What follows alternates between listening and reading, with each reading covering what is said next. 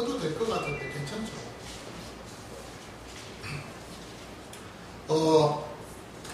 오늘 부활주를 맞이해서 오늘 사도행전 26장에 있는 말씀을 살펴볼 계획입니다. 본론으로 바로 들어가면은 사도행전 26장에 있는 이 말씀은 사도 바울이 아그리빠 왕 앞에서 지금 자신이 변명하는 내용입니다. 그런데 그 변명의 내용이라기보다는 말 그대로 바울이 자신의 겪은 개인적인 이야기를 설명하고 있습니다. 그래서 오늘 본문의 26장 1절에 보면 아그리빠가 바울에게 이제 말을 합니다. 너를 위하여서 말하기를 내가 허락한다 라고 했을 때 바울이 손을 들어 변명하되 라고 그렇게 1절에 기록합니다. 변명이라기보다는 개인의 자신이 겪었던 일들을 지금 쭉 이야기를 하고 있는데 2절부터 그 내용이 설명되어지고 있습니다. 그런데 오늘 여기 본문에 보면은 이 내용들이 오늘 부활절에 나타나는 그 말씀하고 너무나 연결될 수 있는 그런 연계성이 있는 내용이기 때문에 참 좋다 하고 저는 그렇게 생각을 했습니다. 26장 2절에 보면 아그리빠 왕이요 라고 그렇게 그 아그리빠를 부르면서 유대인이 고발하는 모든 일을 오늘 당신 앞에서 변명하게 된 것을 다행히 여기다 라고 했습니다. 그래서 그 변명의 내용에 대해서 내가 이렇게 변명할 수 있어서 참 좋습니다 라고 그렇게 설명을 하고 나서는 특히 당신이 유대인의 모든 풍속과 또 문제를 아시니이다. 그러므로 내 말을 너그러이 들으시기를 바라나이다 라고 했습니다. 지금 오늘 바울이 설명하고 있는 이 내용을 여러분들 읽어보시면은 좀 감을 잡으실 수 있을 텐데요. 아그리빠 왕이 그 내용을 들었을 때 충분히 납득할 수 있는 그런 내용들이 지금 쭉 기록이 되어져 있습니다. 더더군다나 로마의 천부장이라든지 지금 여러분들 여기 보면 베스도라는 총독이 나오는데 이 베스도가 들었을 때는 조금 이해가 안 되는 부분들도 분명히 있을 거예요. 그러나 아그리빠 왕은 사실은 바울이 설명하고 있는 이 내용에 대해서 들었을 때 충분히 이해할 수 있는 그런 내용들이 지금 오늘 이 본문에 기록되어져 있습니다. 그럴 수 있는 것이 사실 아그리빠라는 이 왕 자체가 사실은 헤롯 대제 그 자손입니다. 우리가 잘 아는 대로 이 아그리빠 왕은요, 베캄이라는 성경 주석자가 이렇게 이야기했습니다. 헤롯 대제는 그 일가의 창시자입니다. 근데 이 헤롯 대제는 아기 예수를 죽였다고 해요. 그리고 또한 그의 아들 안디바라는 이 왕은요, 세례 요한을 죽였습니다. 참 재밌죠.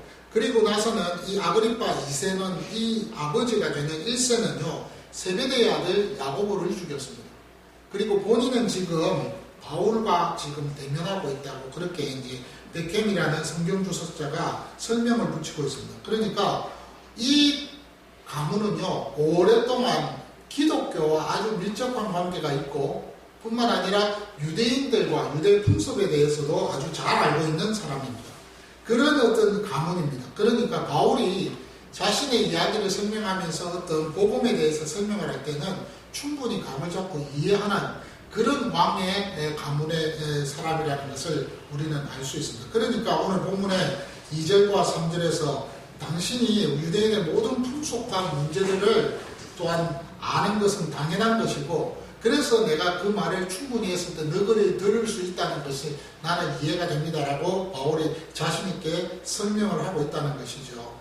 그리고 나서 4절에서는 내가 처음부터 내 민족과 더불어 예루살렘에서 젊었을 때 생활한 상황을 유대인들이 다 알고 있다고 했습니다. 사실 이 부분은 바울이 개인적으로 여러분들 어떤 삶을 살았느냐면 어릴 때 보통 유대인들은요 13살이 되면은 그때부터 특별히 돈이 있는 집안에서는 개인 교습을 했습니다. 그래서 개인적으로 랍비를 들여서 그 랍비를 통해서 자녀를 양육하고 교육을 시켰다고 합니다. 그것이 관례였습니다. 유대인들 사회에 있어서 13세는요 사실은 성인식을 한 성인이 되는 과정입니다. 한 살부터 시작해서 12살까지는 미성년자입니다. 그리고 나서 13세가 되면 성인식을 치르게 되어집니다. 그리고 나서는 개인 교습을 돈 있는 가문에서는, 집안에서는 랍비를 들여서 이제 하죠. 그럼 그 전에 그러면 이 자녀가 신앙 양육을 어떻게 받느냐? 부모를 통해서 받는다고 합니다. 그래서 기본적으로 유대인들은요, 모세오경을 어릴 적부터 들어왔고 그것을 암기하는 일을 아주 자연스럽게 했었습니다. 그렇기 때문에 모세오경을 거의 다 외우고 있습니다. 모세오경을 거의 다 외우고 그것을 거의 다 암기하는, 그래서 알고 있는 그런 수준에 있었어요. 그러다가 13세 성인식이 마치고 나서 랍비를 통해서 그 내용들을 하나하나 이제 공부를 할 때는 구체적으로 성문서라고 하는 예언서라든지 시가서라고 하는 뭐 이런 내용들을 쭉 이렇게 세밀하게 랍비를 통해서 배우게 되어진다고 합니다. 그러니까 바울 역시도 똑같은 그러한 유대인의 그 어떤 삶과 관습에 따라서 그렇게 배워왔죠. 그래서 오늘 본문에서 우리가 알다시피 4절에서 예루살렘에서 유대인의 그 삶에 있어서 예루살렘에서 바울이 그렇게 살았다는 것은 가말리알의 문화여성으로서 율법의 공부를 철저하게 했던 그런 과정을 언급하고 있는 것입니다. 그러니까 예루살렘에서 왔다 갔다 하면서 그렇게 배웠다는 거예요. 그리고 나서는 5절에 보면 일찍부터 나를 알았으나 그들이 알았으니 그들이 증언하려 하면 내가 우리 종교의 가장 험한 팔을 따라 바리새인의 생활을 하였다고 할 것이다 라고 했습니다. 그러니까 바리새파 중에 바리새인으로서 그렇게 철저하게 엄격하게 신앙 교육을 이 바울은 받았다는 것이죠. 그래서 1절부터 8절까지는 바울이 자신의 어릴 적의 모습을 살았다는 것을 설명을 하고 있습니다. 이렇게 전통적인 삶 속에서 신앙훈련을 엄격하게 받았다. 나는 이렇게 이제 이야기합니다. 그런데 그것을 모르는 사람이 없다. 내 주변에 있는 모든 사람들은 다 알고 또 예루살렘에서 나를 알만한 사람들은 다 알고 있다. 이렇게 설명하는 거예요.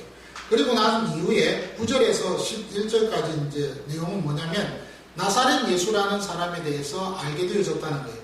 그 나사렛 예수라는 그 사람에 대해서 이름을 듣고 알게 되면서부터 그 이름에 대적을 하여서 많은 일을 내가 했는데 그 일들 중에서 어떤 일을 했느냐? 예루살렘에서 대제사장들에게 권한을 받아서 많은 성도들, 그리스도인들을 옥에 가두기도 하고 또 죽이는 데 있어서 찬성 투표를 했을 때 찬성의 어떤 표를 넘기기도 하고 이런 식으로 본인이 했다는 거예요. 그리고 11절에도 회당에서 여러 번 형벌을 하여서 강제로 모독하는 말을 하기도 하고 심히 격분하여서 외국의 성까지도 가서 그리스도인을 잡아오려고 하는 그런 일까지 했다는 거죠. 그러다가 이제 우리가 잘 아는 다메섹이라는 곳까지 가서 그리스도인을 잡아오기 위해서 이렇게 노력했다는 그 이야기가 이제 뒤에도 나옵니다. 그것이 9절에서 11절까지 내용입니다. 그리고 난 이후에 12절에서 18절까지 내용은요. 그런데 바리새인으로서 그렇게 광신적인 삶을 살았고 정말로 어떤 철저한 종교적인 사람으로서 살아왔던 본인이 놀랍게도 12절에서 18절에 보니까 그 다메섹이라는 그곳에서 가는 길에 정오에 하늘로부터 해보다 더 밝은 빛이 자신과 함께 자신에게 비춰졌더라는 거예요. 그래서 그 빛을 보고 나서 다 땅에 엎드리고 이렇게 있는데 그때 14절에 우리가 다 땅에 엎드러짐에 내가 소리를 들었는데 히브리 말로 이야기를 하기를 사울아 사울아 내가 어찌하여 나를 핍박하느냐 가시체를 뒷발질하는 카기가 내게 고생이니라 라고 그렇게 하는 말을 들었다는 거예요. 이 말은 여러분들도 잘 아시는 대로 우리 사도행전에 있는 그 내용의 말씀하고 똑같습니다. 사도행전의 그 9장에 보면 나오잖아요. 그 말의 내용들이 잘 나오는데 실제적으로 그 어떤 이야기들 그 사도행전 9장 1절에서 19절과 또 22장 6절에서 18절에 보면 나옵니다. 그런 어떤 바울의 개인적인 신비로운 그 은혜의 진귀한 체험들을 지금 아그리파 왕 앞에서 설명을 합니다. 그러면서 이런 음성이 들렸다는 거예요.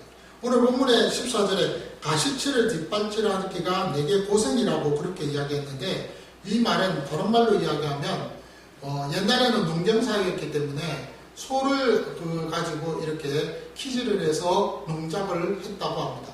그럴 때에 이렇게 뒷발질을 하지 못하게끔 그러니까 어떤 자기 이 소 중에서 좀 성격이 안 좋은 소들이 있잖아요. 그러면 이렇게 뒷발질을 한다든지 뭐 이렇게 할 때는 그것을 못하게끔 그 뒤에다가 가시체라는 도구를 이렇게 놨던 거예요. 그래서 그것을 이렇게 뒷발질을 하면 거기에 걸려가지고 이 소가 아프겠죠. 그러니까 더 이상 가시체에다가 뒷발질을 하지 않는다는 거예요. 그러니까 결국은 뭐냐면은 나는 일하기 싫은데, 소가 일하기 싫은데 자꾸 주인이 나를 이렇게 일하게끔 만든다고 뒷발질하고 막 기분 나빠서 이렇게 몸부림을 칠 때 그 가시체 때문에 그 더 이상 그걸 못하고 순종하고 일을 하게끔 만든다는 그런 의미거든요. 이것이 이제 유대인의 어떤 속담의 이야기입니다. 그런데 이 구절을 쓰고 있습니다. 그러니까 이 말은 다른 말로 이야기하면 네가 자꾸 몸부림을 치고 네가 자꾸 나를 반항하고 네가 나한테 자꾸 저항하고 이런다고 해가지고 네가 뭐 잘 될 것 같으냐? 아니라는 거예요. 절대로 너 못하니까 뭐 그게 그냥 잠자코 순종해 이런 말이에요. 그러니까 가시체를 뒷받침을 하니까 네가 고생이니까 더 이상 이제 이 일을 하지 마라 라고 하나님이 예수님께서 하늘에서 그 밝은 빛을 통해서 그렇게 이야기하십니다. 그랬더니 15절에 주님 누구십니까? 물어봤어요. 그랬더니 거기에 대한 대답이 나는 네가 박해하는 예수라고 그렇게 이제 예수님께서 바울에게 자기의 정체성을 이제 보여주셨죠. 그러면서 16절에서부터 18절까지 이야기를 합니다. 근데 재밌는 것은요, 여러분 16절에서 18절까지의 이 내용이 사도행전 9장에서 찾아보십시오. 안 나와요. 나오질 않습니다. 이 내용을 본인이 그 누가가 기록을 할 때 9장에서는 빠뜨렸어요. 왜 빠뜨렸는지 아니면 의도적으로 봐도 그건 잘 모르겠습니다. 그런데 16절에서 18절까지 일어나 너의 발로 서라. 내가 내게 나타난 것은 곧 내가 나를 본 일과 장차 내가 내게 나타날 일에 너로 종과 증인을 삼으려 함이니 이를 쭉 읽어보시면 오늘 방금 읽었던 이 내용들이 9장에는 없습니다. 그러면 사도행전 22장에는 있느냐? 사도행전 22장에도 없어요. 그럼 이 말을 지금 바울이 26장에서 아그리파 왕 앞에서 하고 있어요. 이 말이 아나니아라는 그 다메섹 성에 들어가서 만났던 그 사람을 통해서 들었던 말을 지금 여기다가 바울이 이렇게 직접 말을 하는 것인지 아니면 실제로 하늘에서 음성이 들려서 나는 네가 핍박하는 예수라고 하고 예수님이 직접 그 말을 귀에다가 다 들려주셨는 건지 잘 모릅니다만 분명한 것은 바울이 이 내용을 굉장히 중요하게 생각하고 있다는 것입니다. 이 내용이 세 가지로 우리가 좀 이렇게 정리를 해볼 수 있습니다. 첫 번째는 나는 너에게 나타났다는 거예요. 나는 너한테 나타났다. 내가 너에게 나타났다. 다른 사람에게 나타난 것이 아니라 바울 너에게 나타났다. 두 번째는 뭐냐면 나는 너를 어떻게 했다고요? 건져냈다. 구원해냈다. 그래서 오늘 17절에 보니까 이스라엘과 이방인들에게서 내가 너를 구원하여 그들에게 보내어라고 했습니다. 나는 너를 건져냈다. 구원했다는 거예요. 그 다음에 마지막으로는 나는 너를 보냈다. 그래서 오늘 본문에 그들에게 보내어라는 말이 나와요. 그러니까 이 세 가지로 우리가 정리를 해볼 수가 있다는 말입니다. 오늘 제가 여러분들에게 드리고 싶은 말은 자 여러분 나는 너에게 나타났다는 거예요. 기가 막힌 말입니다. 우리 모두가 여러분 하나님께서 우리에게 나타나지 않으셨으면 다른 말로 이야기하면 하나님이 저와 여러분들에게 하나님 자신의 모습을 보여주시고 알려주지 않으셨다면 여러분들은 이 자리에 있지 못합니다. 하나님 못 믿어요. 안 믿어요. 믿을 수가 없어요. 그런데 하나님께서 저와 여러분들 앞에 나타나셨어요. 그리고는 자신의 모습을 보여주시면서 나다, 내다, 나니까 나를 믿어라 라고 그렇게 우리에게 다가오셔서 자신을 드러내 보여주셨다는 사실입니다. 이건 굉장히 놀라운 일입니다. 엄청난 일입니다. 바울은요, 내가 너에게 나타났다라고 했을 때 나는 네가 핍박하는 예수라는 그 말을 듣는 순간 어떤 생각을 했을 것 같아요? 바울이 어떤 마음을 가졌을 것 같아요? 와, 내가 핍박하는 예수, 내가 그렇게 미워하는 예수, 그 사람이 진짜 살았네? 그 사람이 진짜 내가 알고 있던 그 이상이네? 느끼지 않았을까 싶습니다. 그러니까 여러분 바울이요 오늘 이 본문에 보면 사도행전 9장에도 나오고 22장에도 나오고 26장에도 나오지만 나중에 뒤에 바울 서신에 보면 거기에 갈라디아서인가 거기에도 또 나옵니다. 본인이 겪었던 이 다메섹에서의 겪었던 이 놀라운 진귀한 경험을 바울이요 계속해서 언급을 하고 있는 것을 보게 됩니다. 왜 그럴까요? 뭐 때문에 그렇게 언급을 할까요? 이 경험이, 이 체험이 그에게는 평생 잊어지지 않은 가장 중요하고 무게 있는 것이기 때문에 그렇기 때문에 이것을 계속해서 언급하고 있다. 한평생 살아오면서 바울은요 이 경험을 절대로 잊지 않고 있다는 사실입니다. 와, 내가 그렇게 핍박했던 본문에 보시면 여러분 우리가 알 수 있잖아요. 우리가 아는 대로 12절에서 9절에서 11절에 얼마나 철저한 종교적인 사람이었으면 진짜 사람을 감옥에 가두는 것뿐만 아니라 하염을 시키거나 석형을 하는데 옆에서 도와주고 알잖아요. 그렇게 했다고. 그리고 9장의 앞에 8장에도 보면 여러분 스데반을 죽일 때 그때에도 옆에서 그 스데반이 죽는 그 일에 대해서 당연하게 여기고 그것이 맞다라고 생각했던 인물이 바로 바울이었다는 거예요. 그러니까 그 정도로 바울은요 철저하게 자기가 믿고 있었던 이 유대교 여호와 하나님과 그 하나님의 놀라운 진리의 말씀들을 붙들고 있었다는 겁니다. 이것이 자신에게 전부라고 생각했다는 거예요. 그런데 사실은 그게 전부가 아니었더라는 것이죠. 오늘 여기 본문에 보면요 재밌는 표현이 있습니다. 그 표현 중에서 뭐가 있느냐면 이런 표현이에요. 소망이라는 단어를 쓰고 있습니다. 그 소망이라는 그 단어를 여기에 본문에서 어디에 나타나냐면 읽어보시면 나오는데요. 그 소망이라는 그 단어를 지금 바울이 쓰면서 하는 말입니다. 이스라엘 백성들 모두가 다 가지고 있었던 그 소망을 나 역시도 똑같이 가지고 있었다는 사실입니다. 그래서 그 소망을 가지고서 하나님 앞에서 정말 기다리고 있었다는 거예요. 7절에 보면 이 약속은 우리 12지파가 밤낮으로 간절히 하나님을 받들어 섬김으로 얻기를 바라는 바인데 아그리빠 왕이요 이 소망으로 말미암아 내가 유대인들에게 고소를 당하는 것입니다. 그 앞에 6절에 이제도 여기 서서 신문을 받는 것은 하나님이 우리 조상에게 약속하신 것을 바라는 까닭이니라고 그 소망이 있었어요. 유대인들이 가지고 있었던 그 소망은 뭐냐면은 메시아예요. 메시아가 나타나는 거예요. 그 메시아를 통하여서 지금의 로마의 속국으로 되어 있는 이 속국을 빨리 벗어나기를 정치적으로 벗어나기를 원했던 것이 이스라엘 백성들의 소망입니다. 그런데 그 소망을 바울 역시도 헬라파 유대인으로서 다소라는 지역에서 어릴 적부터 태어나서 자라오면서 부모에게 교육을 받으면서 자신도 가지고 있는 거예요. 그러니까 오늘 본문의 6절과 7절에서 말하는 그대로 우리 조상에게서 약속하신 것을 내가 바라고 있었다. 소망하고 있었다. 똑같이 소망을 했는데 그 소망이 누구냐면 예수 그리스도라는 거예요. 진짜 나타났다는 거예요. 저들은 지금 그 소망에 대해서 믿지 않고 그 나타났다고 인정을 하지 않지만 나는 이제는 인정한다는 거예요. 그 인정하는 계기가 뭐냐? 오늘 본문에 나오는 12절부터 나타나는 그 이야기. 내가 다메섹에서 어마어마한 경험을 했는데 예수 진짜 만났다는 거예요. 그 소망되는 그 예수가 죽은 사람이 아니라 살아있는 사람이에요. 죽었다가 다시 부활했다는 거예요. 그래서 그 하나님을, 그 예수님을 내가 직접 만났다는 거예요. 그 순간적으로 그 예수라는 그 말이 듣는 순간에 내가 그렇게 기대하고 기다리고 받았던 그 소망이 진짜가 있구나. 그분이 메시아고 그분이 예수님이시구나. 내가 지금까지 그분에 대해서 몰랐구나. 인정을 안 했구나. 이제는 내가 인정해야지. 이렇게 나오는 거예요. 그러면서 어떤 마음을 나누냐면 내가 이제부터는 내가 어떤 식으로 살아야 될 것인가에 대해서 이제는 생각을 하는 거예요.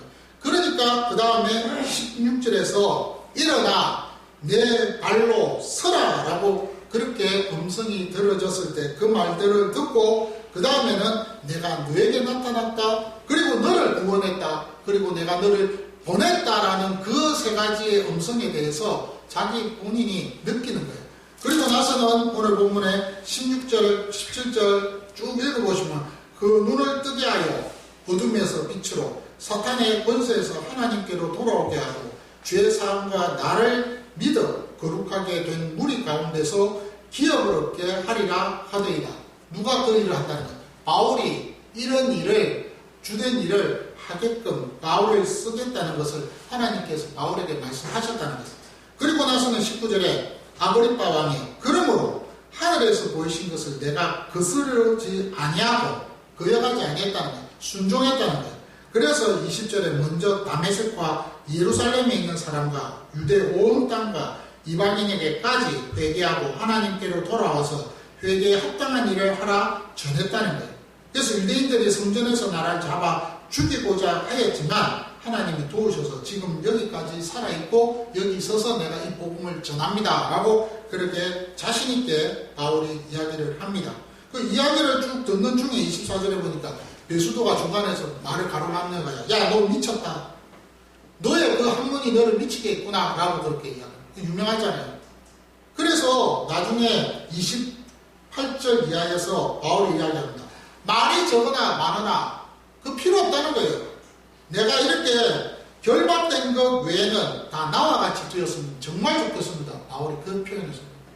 그렇게 이야기합니다. 자, 여러분, 오늘 우리가 인생을 살아가면서 저는 여러분들에게 이 사실을 좀 말씀드리고 싶습니다. 여러분, 하나님이 여러분들을 만나시기 위해서 찾아오셨습니다. 매 순간순간마다 찾아오셨습니다. 결정적인 순간에 찾아오셨습니다. 어떤 상황이든 간에 하나님은 그 순간에 찾아오셨습니다. 그리고 내가 너 앞에 있다라고 말씀을 하십니다. 요한계시록 2장에 보니까 뭐라고 되어 있습니까? 내가 네 마음의 문 밖에서 문을 두드리노니 라고 했습니다. 두드렸을 때 그 문을 열면 됩니다.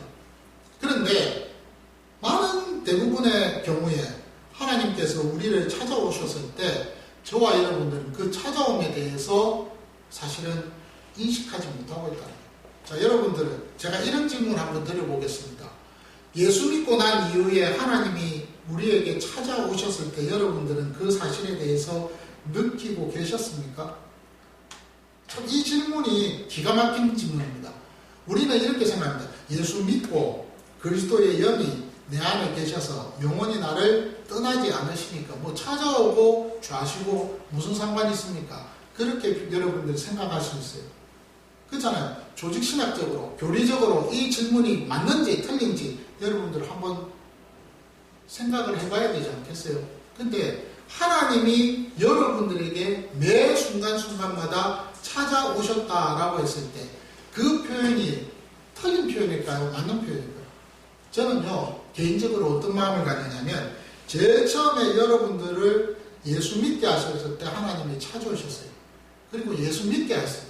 그거는 엄연한 사실입니다. 그리고 난 이후에 하나님은 계속해서 어떻게 하십니까? 말을 걸고 계십니다. 야, 인영아 계속 말을 거십니다. 그러면서 네가 이렇게 살아야지, 이렇게 살아야지. 우리의 양심이라는 것을 통해서, 양심의 기능을 통해서 그 일을 계속해서 진행하고 계십니다. 그러면서 느끼게 하시고 깨닫게 하시고 생각하게 하시고 그런 가운데에서 더욱더 하나님 앞에 더 가까이 나아갈 수 있도록 오늘 저와 여러분들을 채찍질하고 계신다는 이 사실입니다. 그거 참 중요한 것 같아요. 하나님을 믿었다라는 이 자체가 얼마나 복입니까? 그런데 더더군다나 그 복을 우리가 먼저 알아야 할 것은 우리 하나님이, 우리 주님이 나를 찾아오셨다는 거예요. 내가 너에게 나타났다는 겁니다. 제가 자주 인용하는 그 일 중에서 창세기 12장에 아브라함에게 하나님이 찾아오셨습니다.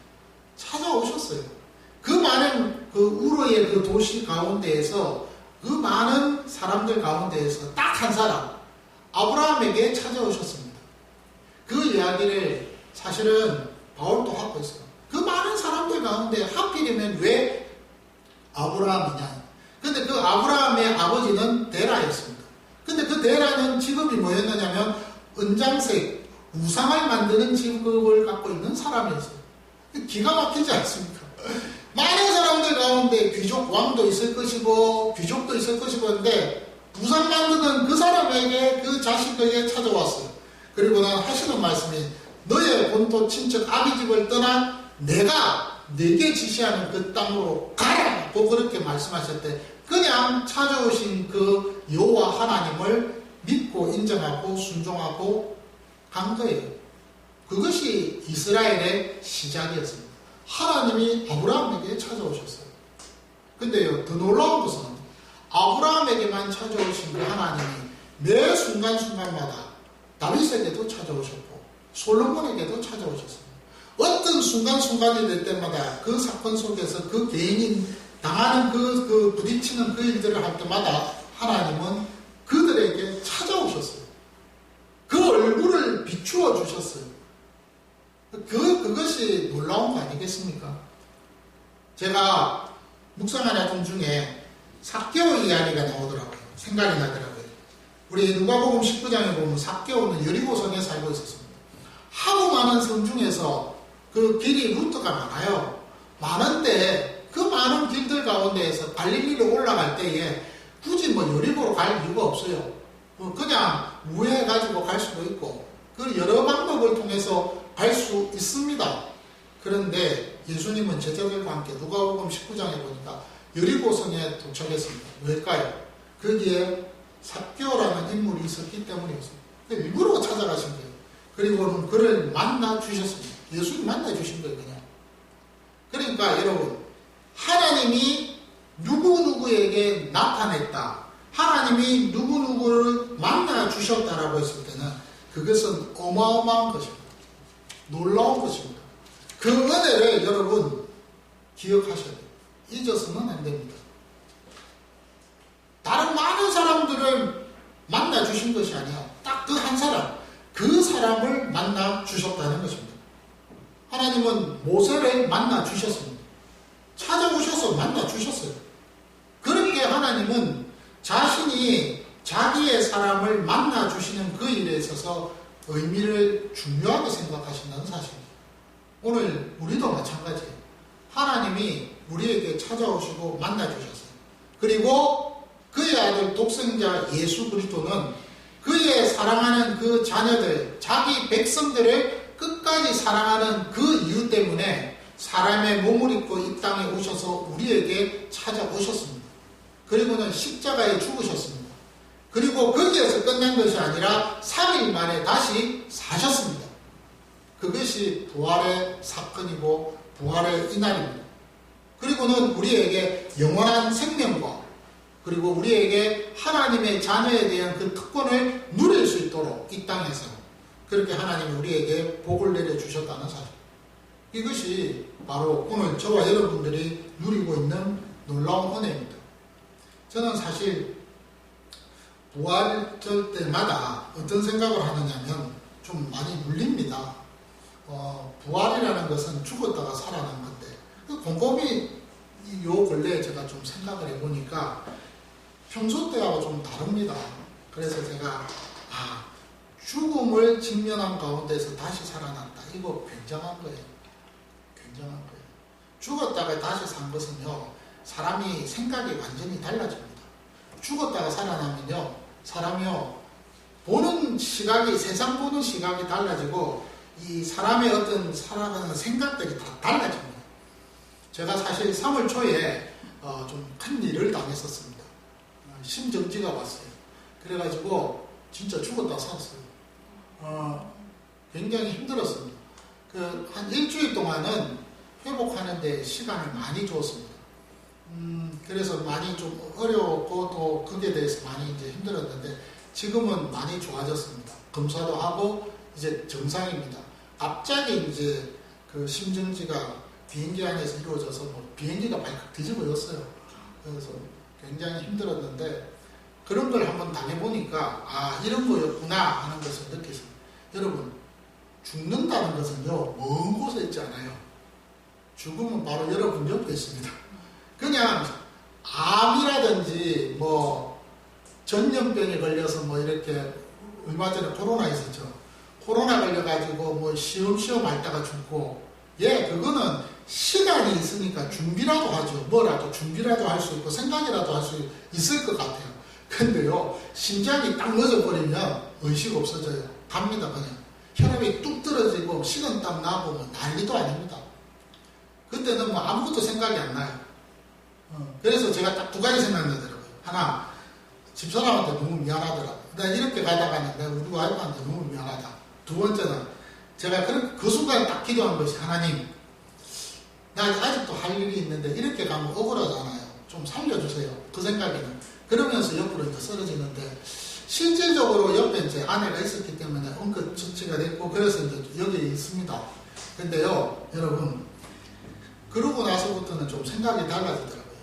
사람이라든지 사건이라든지 이런 거 보면서 뭘 느꼈느냐면요, 내가 이렇게 벌려놓은 일들이 참 많더라고요. 제가 이렇게 사람 관계라든지 해놓은 일들을 보니까 많더라고요. 근데 순간적으로 딱 멎어버리면 그 누가 다 처리해요.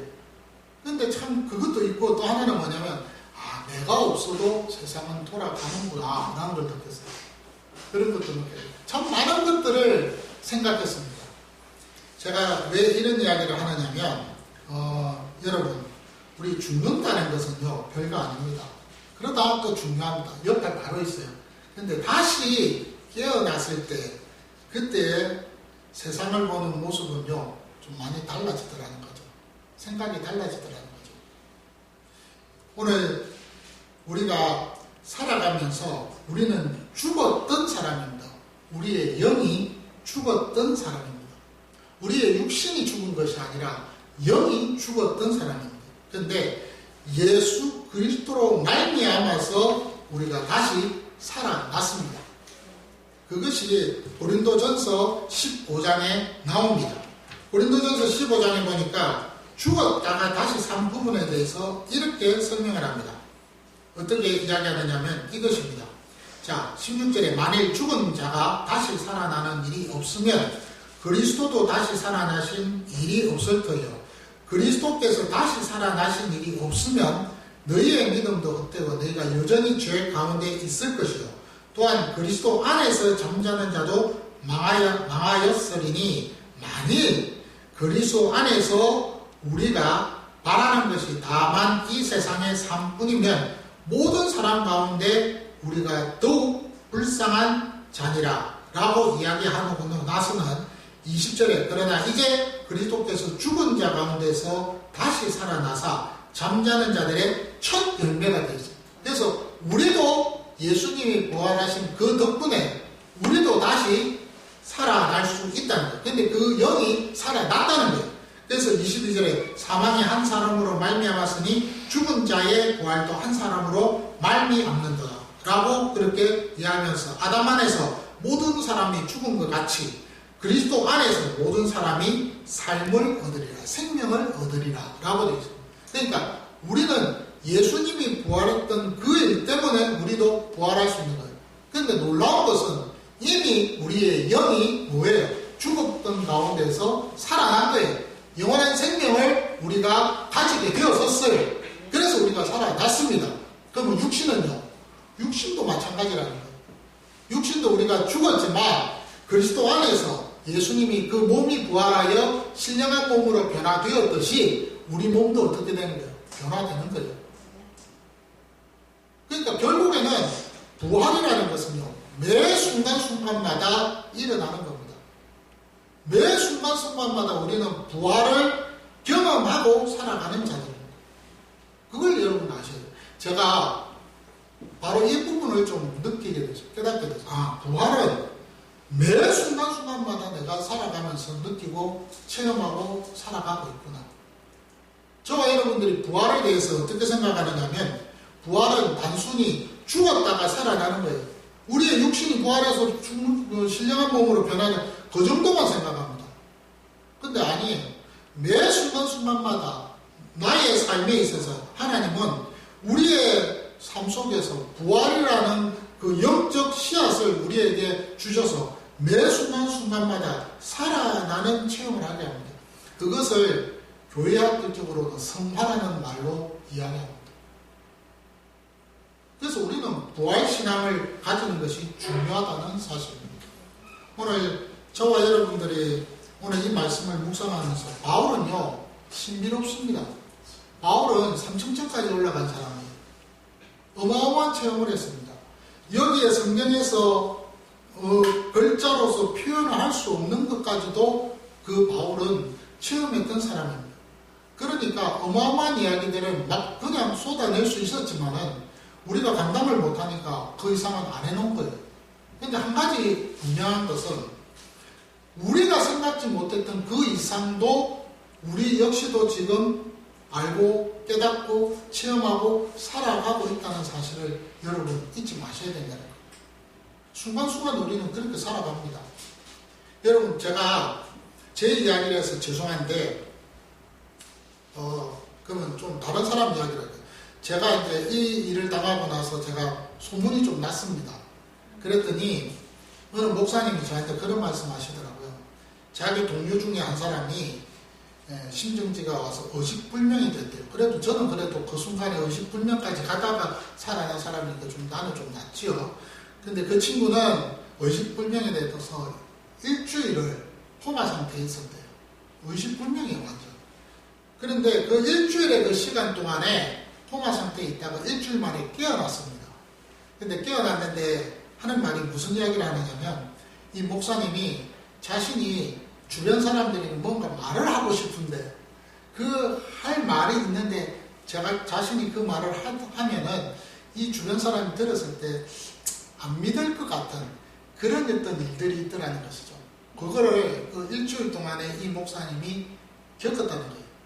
그러면서 무슨 이야기를 하느냐면 이렇게 이야기하더라고요. 그 목사님이 자기는 진짜 천국 갔다 왔대요. 하나님을 만났대요. 이제 이런 말을 들으면 여러분 참 기가 차잖아요.